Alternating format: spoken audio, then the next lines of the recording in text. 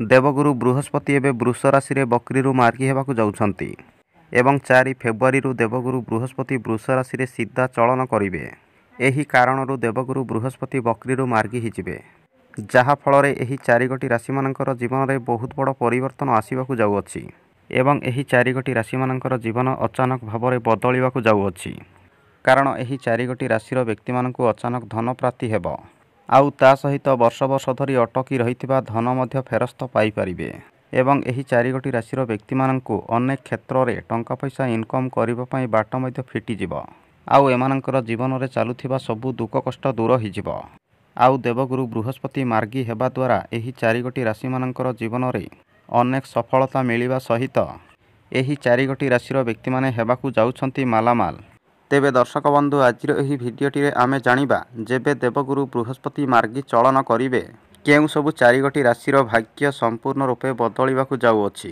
ଦର୍ଶକ ବନ୍ଧୁ, ଭିଡ଼ିଓଟି ଆରମ୍ଭ କରିବା ପୂର୍ବରୁ ଆପଣମାନଙ୍କୁ ମୋର ଛୋଟିଆ ଅନୁରୋଧ ରହିଲା ଯେ ଯଦି ପ୍ରଥମ କରି ଆମ ଚ୍ୟାନେଲରେ ଆସିଛନ୍ତି ତାହେଲେ ଆମ ଚ୍ୟାନେଲକୁ ସବସ୍କ୍ରାଇବ୍ କରନ୍ତୁ ଏବଂ ଭିଡ଼ିଓକୁ ଗୋଟିଏ ଲାଇକ୍ କରନ୍ତୁ, ସେୟାର କରନ୍ତୁ ଆଉ କମେଣ୍ଟ ବକ୍ସରେ ଭକ୍ତିର ସହ ଜୟ ମା ଲକ୍ଷ୍ମୀ ଅବଶ୍ୟ ଲେଖନ୍ତୁ।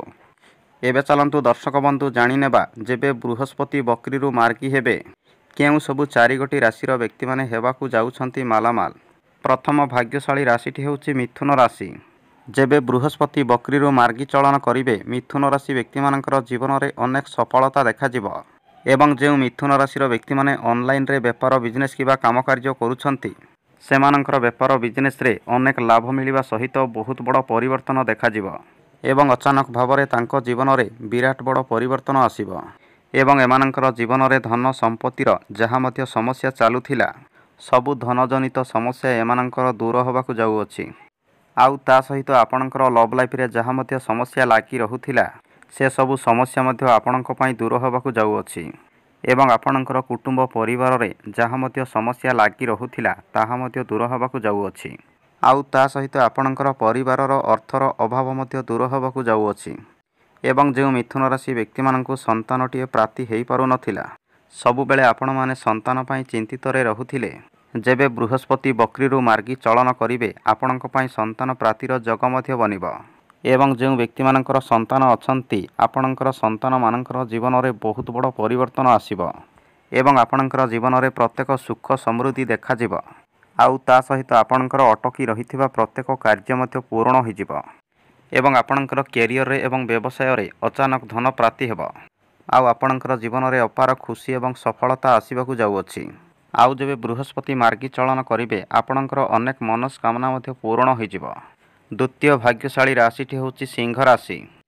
ଯେବେ ଦେବଗୁରୁ ବୃହସ୍ପତି ବକ୍ରିରୁ ମାର୍ଗୀ ଚଳନ କରିବେ ସିଂହ ରାଶି ବ୍ୟକ୍ତିମାନଙ୍କର ଜୀବନରେ ଅନେକ ସୁଖ ସମୃଦ୍ଧି ଫେରିବାକୁ ଯାଉଅଛି ଏବଂ ସିଂହ ରାଶି ବ୍ୟକ୍ତିମାନଙ୍କର ଜୀବନରେ ଗୋଟିଏ ବହୁତ ବଡ଼ ପରିବର୍ତ୍ତନ ହେବାକୁ ଯାଉଅଛି।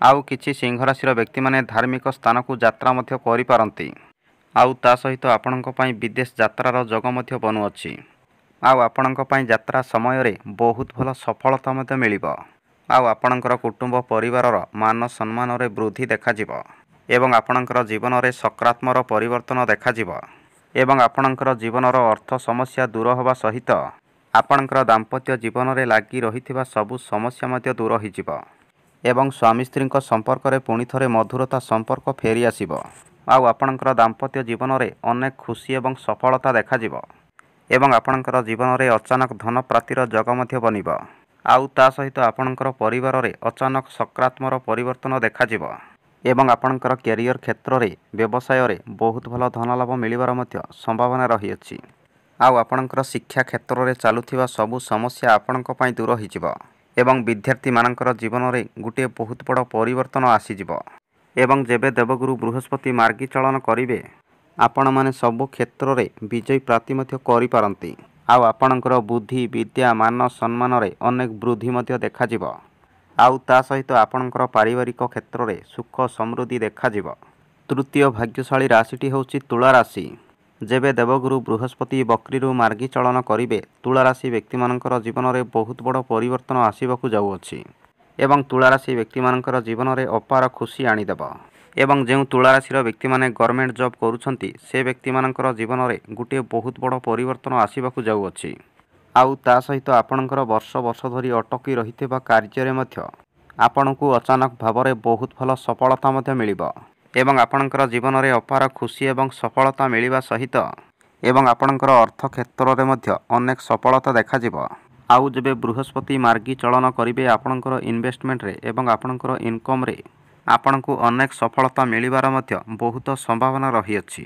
ଆଉ ତା ସହିତ କିଛି ତୁଳା ରାଶିର ବ୍ୟକ୍ତିମାନେ ଜମିବାଡ଼ି ପ୍ରପର୍ଟି ମଧ୍ୟ କିଣିପାରନ୍ତି ଏବଂ କିଛି ତୁଳା ରାଶିର ବ୍ୟକ୍ତିମାନେ ନୂଆ ଯାନବାହନ ମଧ୍ୟ କିଣିପାରନ୍ତି ଏବଂ ଆପଣମାନେ ଆପଣଙ୍କର ମନ ପସନ୍ଦର ଅନେକ ଜିନିଷପତ୍ର ମଧ୍ୟ କିଣିବାରେ ସଫଳ ରହିବେ।